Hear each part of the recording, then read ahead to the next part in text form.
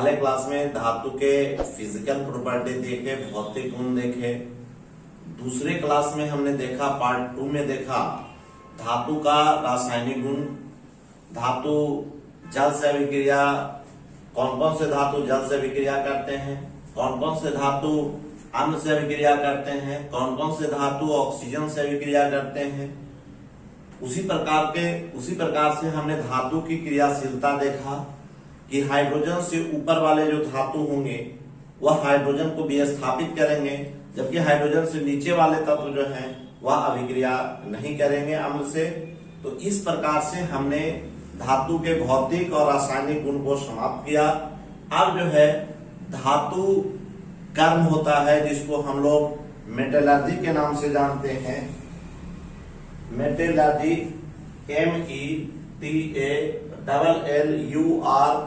METALLURGY, metallurgy का मतलब होता है धातु कर्म। और धातु कर्म वैसी प्रक्रिया को कहते हैं जिसमें धातु के निष्कर्षण, धातु को प्राप्त करने के लिए जितनी सारी प्रक्रियाओं का उपयोग करते हैं उसे हम लोग धातु कर्म कहते हैं।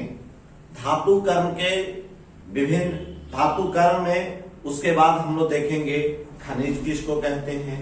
तो खनिज वैसे पदार्थ जो पृथ्वी तल के अंदर से निकाले जाते हैं उसे खनिज कहते हैं।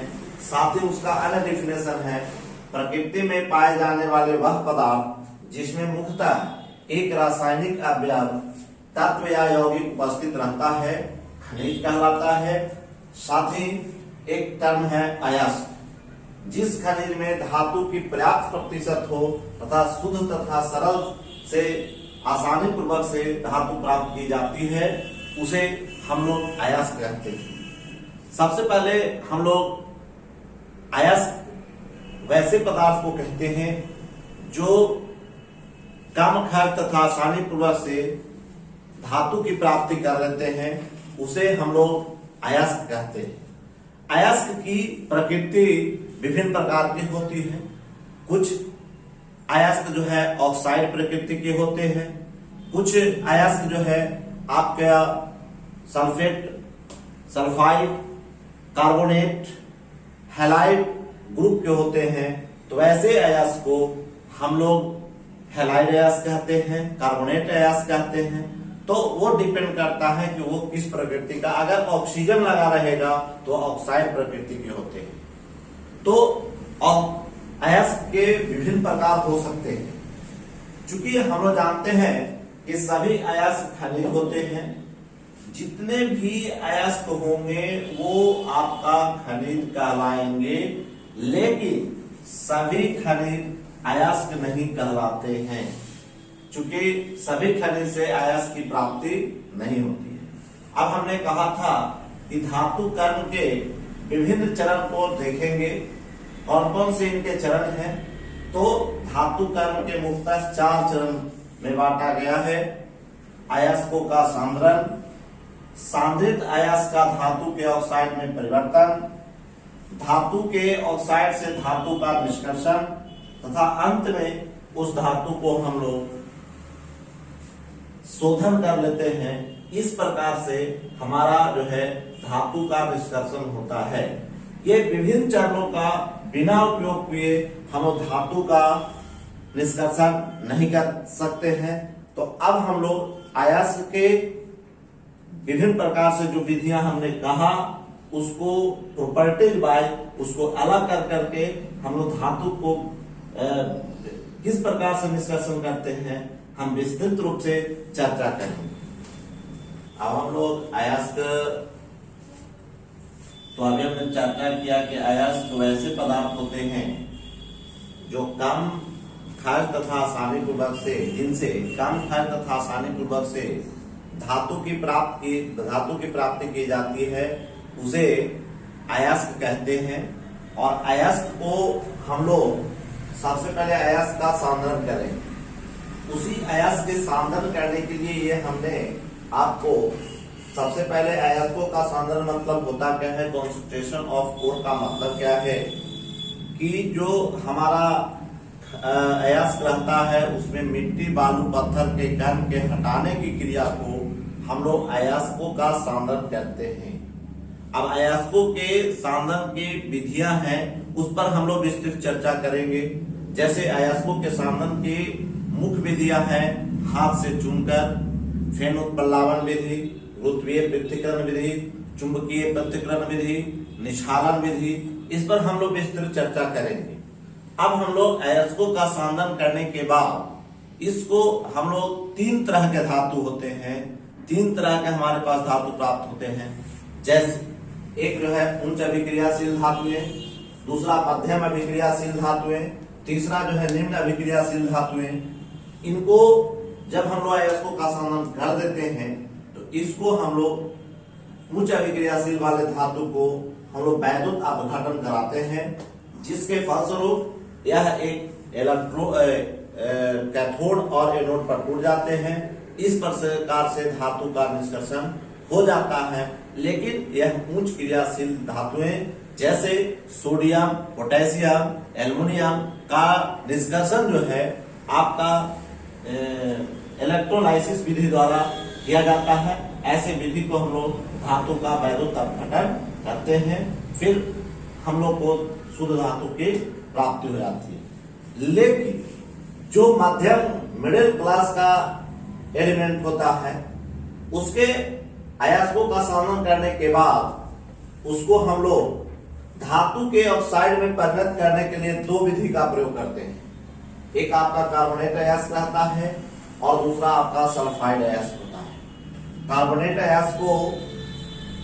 अयस्क को धातु के ऑक्साइड में परिवर्तित करने के लिए हम लोग नियस्तापन, जिसको इंग्लिश में कैल्सिनेशन प्रोसेस कहते हैं, जबकि सल्फाइड अयस्कों के सांद्रण करने सल्फाइड अयस्क को धातु के ऑक्साइड में परिवर्तित करने के लिए भर्जन विधि का प्रयोग करते हैं, या जारन विधि का प्रयोग करते हैं, या रोएस्टिंग प्रोसेस का प्रयोग करते हैं। तो इस प्रकार से हमारा धातु के ऑक्साइड में परिवर्तित हो जाती है। सल्फाइड अयस्क को धातु के ऑक्साइड में परिवर्तित करने के लिए हम लोग भर्जन विधि का प्रयोग करेंगे, जबकि कार्बोनेट अयस्क को धातु के ऑक्साइड में परिवर्तित करने के लिए हम लोग नियस्तापन विधि का प्रयोग करेंगे। फिर धातु के ऑक्साइड को ऑक्सीजन को हटाने के लिए हम लोग रिडक्शन विधि का प्रयोग करते हैं, अपकरण विधि का प्रयोग करते हैं। अपकरण में चूंकि ऑक्सीजन जो है आपका हटता है, इसलिए इस क्रिया को हम लोग अवकरण या अपचयन कहते हैं। इससे धातु से ऑक्सीजन हट जाती है। इस प्रकार हम लोग धातु की प्राप्ति होती है। फिर उस धातु का हम लोग शोधन करते हैं, जिसको हम लोग प्यूरिफिकेशन ऑफ मेटल कहते हैं। इसी प्रकार से हमारा निम्न अभिक्रियाशील धातुएं भी है।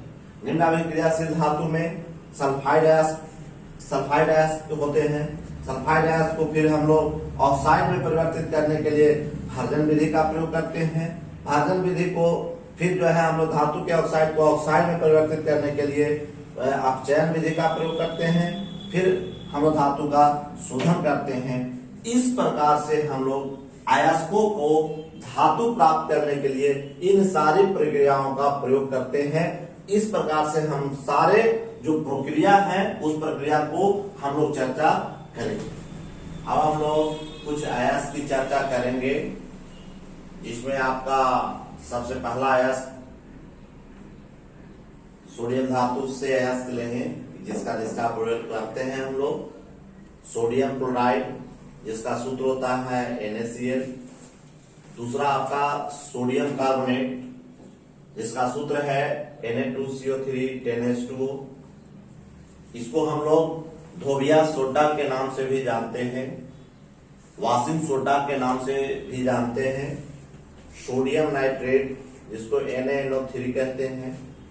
सोडियम सल्फेट Na2SO4 10H2O, इसको हम लोग लोअर सॉल्ट के नाम से भी जानते हैं। बोरेक्स, जिसको हम लोग सुहागा कहते हैं, इसका नाम सुहागा भी है। इसका रासायनिक नाम Na2B4O7 10H2। Sodium tetraborate decahydrate, sodium tetraborate decahydrate. उसके बाद हम लोग पोटेशियम का अयस्क देखते हैं। इसमें हम लोग पोटेशियम क्लोराइड, जिसका सूत्र होता है KCl। पोटेशियम कार्बोनेट जिसका सूत्र होता है K2CO3, पोटेशियम नाइट्रेट जिसका सूत्र होता है KNO3, इसको नाइटर या सोरा के नाम से भी जानते हैं। अब हम लोग मैग्नीशियम की बात करते हैं। मैग्नीशियम के अयस्क, इसमें 4 अयस्क हैं। एक है मैग्नेसाइट जिसका सूत्र होता है MgCO3, दूसरा है डोलामाइट जिसका सूत्र है MgCO3CaCO3, एक कार्नालाइट जो बहुत ही पूछता है, VBI है आपका, ये आपका KCl MgCl2 6H2O, एप्सम लवण जिसका सूत्र है MgSO4 7H2O। इस प्रकार से मैग्नीशियम के कुछ अयस्क हैं। उसी प्रकार से हम लोग कैल्शियम के अयस्क देखते हैं। कैल्शियम में कैल्शियम कार्बोनेट, इसी को चूना पत्थर, इसी को हम लोग मोती भी कहते हैं, जिसका सूत्र है CaCO3। उसी प्रकार से जिप्सम जिसका सूत्र है CaSO4 2H2O। उसके बाद फ्लोरोसाइट जिसका सूत्र है CaF2 कैल्शियम क्लोराइड। उसके बाद फॉस्फेराइट Ca3PO4 यह हमारे हड्डियों में भी पाई जाती है। अब हम एल्युमिनियम का अयस्क देखें। एल्युमिनियम का अयस्क का नाम है बॉक्साइट जिसका सूत्र होता है Al2O3 2H2O। क्रायोलाइट जिसका सूत्र है Na3Alf6। उसके बाद कोरंडम और नीलम है जिसका सूत्र है Al2O3। चौथा है डाइस्फोर जिसका सूत्र है Al2O3H2O। तो इस प्रकार से हम लोग एल्युमिनियम का अयस्क देखे। अब हम लोग कॉपर का देखें जिसका लैटिन नाम क्यूप्रम है। इसके अयस्क का नाम है क्यूप्राइट जिसका सूत्र होता है Cu2O। Copper glance Cu2S। उसी प्रकार से एजुराइट CuCO3CuOH2। मैग्नेटाइट जिसका सूत्र है CuCO3CuOH2। उसके बाद कॉपर पाइराइट CuFeS2। एक टिन का अयस्क है जिसका लैटिन नाम अस्टेनम है, संकेत Sn होता है। टिन का मात्र रेखीय अयस्क है कैसिटेराइट जिसका सूत्र होता है SnO2। इस प्रकार से हम लोग देख रहे हैं, चूंकि इन अयस्कों में मुख्य रूप से ऑक्सीजन, हाइड्रोक्साइड, सल्फेट पाया जाता है, इसलिए अयस्क के प्रकार में भी गिनती हम लोग करते हैं सल्फाइड अयस्क, ऑक्साइड अयस्क, कार्बोनेट अयस्क। इस प्रकार से हम लोग कुछ अयस्क का नाम और देखें, कुछ तत्वों के अयस्क का नाम और है। अब हम लोग सीसा का अयस्क देखेंगे। तो सीसा का अयस्क में आपका गैलेना है जिसका सूत्र होता है PbS। दूसरा लिथार्ग है जिसका सूत्र है PbO। तीसरा है सीरूसाइड जिसका PbCO3 सूत्र होता है। सिल्वर जिसको अर्जेंटाइट कहते हैं Ag2S। जिंक का अयस्क है कैलेमाइन, जिंक कार्बोनेट। उसी प्रकार से जिंक ब्लेंड है ZnS। जिंकाइट जिसका सूत्र है ZnO। मरकरी Hg जिसको सिनेवाल कहते हैं, इसका सूत्र है HgS। उसके बाद मैग्नीज है जिसका अयस्क है पाइरोलुसाइड, सूत्र होता है मैग्नीडाइट ऑक्साइड MnO2। एक है लोहा जिसका अयस्क है हेमेटाइट, सूत्र है Fe2O3। दूसरा है मैग्नेटाइट जिसका सूत्र है Fe3O4। तीसरा है सीडेराइट जिसका सूत्र है FeCO3। चौथा है आयरन पाइराइट जिसको झूठा सोना भी कहते हैं, इसका सूत्र है FeS2। इस प्रकार से एक और तत्व है सोना जिसका लैटिन नाम ऑरम होता है, संकेत Au होता है। इसका अयस्क जो है कैल्वेराइट है AuTe2। Sylvanite AgAuTe2। इस प्रकार से मुख्य रूप से जो अयस्क पूछे जाते हैं उस प्रकार से हमारा ये अयस्क है। और हम लोग अयस्क को आप शुद्धिकरण करने चलेंगे। अयस्क में जो उपस्थित अयस्क अशुद्धि रहता है उसको गैंग या अधात्री, तो हम विभिन्न चरणों को अयस्क में को लेकर के चर्चा करेंगे। हम लोग अयस्कों में उपस्थित मिट्टी, रेत, चूना पत्थर आदि के कण जो अशुद्धि के रूप में रहते हैं उनको रसायन की भाषा में गैंग या मैट्रिक्स कहते हैं। अशुद्धि नहीं कहते हैं उसको, गैंग या मैट्रिक्स कहते हैं। इस गैंग या मैट्रिक्स पदार्थों को अयस्क से हटाने के लिए जिन पदार्थों को उसमें मिलाया जाता है उन्हें फ्लक्स कहते हैं या हिंदी में सूत्रावक कहते हैं। जब फ्लक्स और गैंग साथ में मिलते हैं तो उनसे एक द्रव पदार्थ का निर्माण करते हैं। इस द्रव को हम लोग स्लैग कहते हैं या धातु मल कहते हैं। जैसे गैंग प्लस फ्लक्स जब मिलेगा तो आपका स्लैग का निर्माण होगा, इसे हम लोग धातु मल कहते हैं। अब हम लोग धातु कर्म के चरण को देखेंगे। तो धातु कर्म में पहला जो चरण होता है वो हमारा सांद्रण होता है। उस सांद्रित अयस्क को धातु के ऑक्साइड में परिवर्तित किया जाता है। इसके लिए दो विधि का हम लोग प्रयोग करते हैं, हम लोग पर चर्चा भी कर चुके हैं। एक विधि आपका है भर्जन और दूसरा विधि है नियस्तापन, जो हम लोग चर्चा करेंगे विस्तृत रूप से। फिर तीसरा जो आपका है धातु के ऑक्साइड से धातु का निष्कर्षण करेंगे। इस विधि में हम लोग रिडक्शन अवकरण का प्रयोग करेंगे और अंत में जब इससे ऑक्सीजन हट जाता है उसके बाद धातु का हम लोग शोधन करते हैं। इस प्रकार से धातु को प्राप्त करने के लिए इन चारों चरण का प्रयोग किया जाता है। अब हम लोग विभिन्न चरणों को एक एक करके सांद्रण में कौन कौन सी विधि का प्रयोग किया जाता है, धातु सांद्रित अयस्क को ऑक्साइड में परिवर्तित करने के लिए किस किस विधि का प्रयोग करते हैं, धातु के ऑक्साइड से धातु के निष्कर्षण में कौन कौन सी विधि का प्रयोग करते हैं, फिर हम लोग धातु का शोधन करते हैं। अब हम लोग अयस्कों के सांद्रण का मतलब समझते हैं।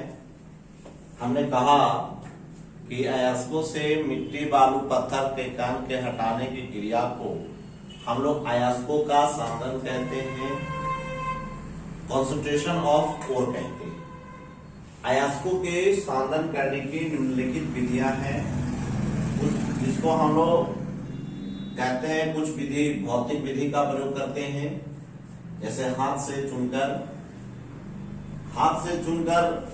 दूसरा है गुरुत्वीय पृथक्करण विधि, तीसरा है चुंबकीय पृथक्करण विधि, चौथा है फेन उत्प्लावन विधि। तो ये सारे अयस्क का सांद्रण किया जाता है, उसकी प्रकृति पर निर्भर करती है और उसके प्रकृति के आधार पर विभिन्न अयस्कों का सांद्रण करते हैं। जैसे अयस्क में जो बड़े बड़े कण रहते हैं, अशुद्धि के रूप में रहते हैं, उनको हम लोग हाथ से चुन लेते हैं। इसलिए इस विधि को हम लोग जो फिजिकली दिखता है उसको हम लोग भौतिक विधि कहते हैं। दूसरा हमारा है गुरुत्वीय पृथक्करण विधि, इंग्लिश में कहते हैं ग्रेविटी सेपरेशन मेथड। इसमें क्या करते हैं, एक बहुत बड़ा टैंक लेते हैं और टैंक लेकर के हम लोग इसमें अयस्क और प्लस हम लोग अयस्क के महीन चूर्ण को डालते हैं तथा पानी भी डालते हैं। इसके बाद इस टैंक को गर्म करते हैं। टैंक में गर्म करने के बाद जो भी आपका मिट्टी से घुलने वाला होता है, जो अशुद्धि घुल सकता है वो अशुद्धि ऊपर चला आता है मिट्टी के अशुद्धि, और जो भारी कर रहते हैं वो पेंदी में बैठ जाते हैं। इस प्रकार से जो हल्के अशुद्धि के रूप में रहते हैं वो ऊपर चलाते हैं और उनको हम लोग वायु के प्रवाह के द्वारा उनको हटा देते हैं, जिससे हमारा जो भारी अयस्क के कण है वो नीचे बैठ जाते हैं और अशुद्धि ऊपर चले जाते हैं। ऐसे मेथड को हम लोग ग्रेविटी सेपरेशन मेथड कहते हैं, गुरुत्वीय पृथक्करण विधि कहते हैं। तीसरा जो आपका है चुंबकीय पृथक्करण विधि, मैग्नेटिक सेपरेशन मेथड। जब अयस्क या अशुद्धि दोनों में सिर्फ एक जो है आपका चुंबक रहेगा और दूसरा जो है अचुंबक पदार्थ रहेगा, तो हम लोग उसको जो है चुंबक पदार्थ को अलग कर देते हैं और अचुंबकीय पदार्थ को अलग कर देते हैं। इस मेथड को चुंबकीय पृथक्करण मेथड कहते हैं। तो इस प्रकार से हम लोग देखें 3 मेथड देख लिए हैं। अभी हम लोग इसके बाद फेन उत्प्लावन विधि, यह विधि जो है हम लोग केवल सल्फाइड अयस्कों के लिए उपयोग करते हैं। अब हम लोग 3 विधि देख लिए, हाथ से चुनकर गुरुत्वीय पृथक्करण विधि, चुंबकीय पृथक्करण विधि। अब हम लोग फेन उत्प्लावन विधि का प्रयोग देखेंगे। इससे सल्फाइड अयस्कों का संदन किया जाता है। हम लोग पिछले क्लास में पिछले गुरुत्वीय पृथक्करण में देखे कि उसमें शुद्ध पदार्थ अयस्कों का जो संदन करते हैं, तो जो शुद्ध रूप रहता है, भारी अयस्क रहता है, वो नीचे बैठ जाता है और अशुद्धि जो है ऊपर चला आता है। लेकिन इसमें जो है अशुद्धि जो है भारी कण होते हैं, जिसके कारण अशुद्धि नीचे बैठ जाते हैं और जो अयस्क शुद्ध रूप में रहते हैं वो ऊपर आ जाते हैं। तो फेन उत्प्लावन विधि में हम लोग करते क्या हैं, तो सर्वप्रथम हम लोग अयस्क के चूर्ण को पाइन या यूकेलिप्टस के तेल तथा मिश्रित जल में डालकर एक बड़े टैंक में वायु का झोंका प्रवाहित की जाती है, जिसके फलस्वरूप अयस्क के कण झाग के साथ ऊपर आ जाते हैं तथा अशुद्धि नीचे बैठ जाते हैं। इस प्रकार से धातुओं के अयस्कों का संदन हो जाता है। यह केवल और केवल सल्फाइड अयस्कों के संदन के लिए प्रयोग करते हैं। इस प्रकार से संदन विधि समाप्त होती है। अब जो है हम लोग उच्च अभिक्रियाशील धातुओं का निष्कर्षण किस प्रकार से करते हैं, तो चूंकि हम लोग अयस्कों का संदन कर चुके हैं, अयस्कों के संदन करने के पश्चात इनका वैद्युत अपघटन इलेक्ट्रोलिसिस किया जाता है। मैंने पहले ही कह दिया, जितने भी उच्च क्रियाशील धातुएं हैं उनका संदन करने के बाद वैद्युत अपघटन क्रिया कराई जाती है। वैद्युत अपघटन की क्रिया में एक जो है कैथोड पर और दूसरा आपका एनोड पर टूट जाती है। जैसे सोडियम, कैल्शियम, मैग्नीशियम आदि धातुओं को उनके गलित क्लोराइड का वैद्युत अपघटन करा के प्राप्त किया जाता है। इस प्रक्रिया में ऋणावेशित इलेक्ट्रोड पर धातुएं निक्षेपित हो जाती है तथा धन आवेशित इलेक्ट्रोड पर क्लोरीन का संकेंद्रण हो जाता है। उसके बाद हम लोग एल्युमिनियम ऑक्साइड को देखें, जिसका सूत्र होता है Al2O3 का वैद्युत अपघटन कराने पर कैथोड से एल्युमिनियम तथा एनोड से ऑक्सीजन प्राप्त होती है। यह केवल उच्च क्रियाशील धातुओं के लिए प्रयोग किया जाता है, जबकि हम लोग पुनः हम लोग देखेंगे मध्यम क्रियाशील धातुओं का सांद्रित अयस्क से ऑक्साइड अयस्क में किस प्रकार से परिवर्तित किया जाता है।